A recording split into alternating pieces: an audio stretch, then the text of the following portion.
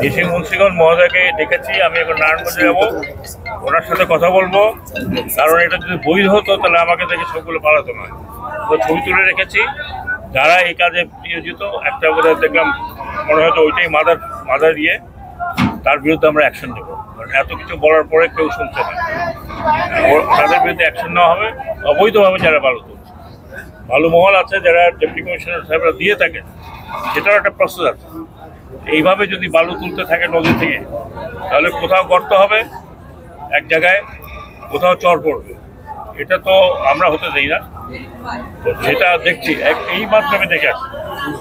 তো শুনলাম যে এটা মুন্সিগঞ্জ আর চাঁদপুর ডিস্ট্রিক্টটা মাঝামাঝি, কি জায়গার নাম?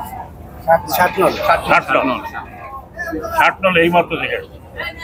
আমি বেরোসি থেকে দেখলাম, আমি না বেরোতে দেখতাম না। এটা তো যারা স্থানীয় প্রশাসন আছে তাদের দেখা দরকার।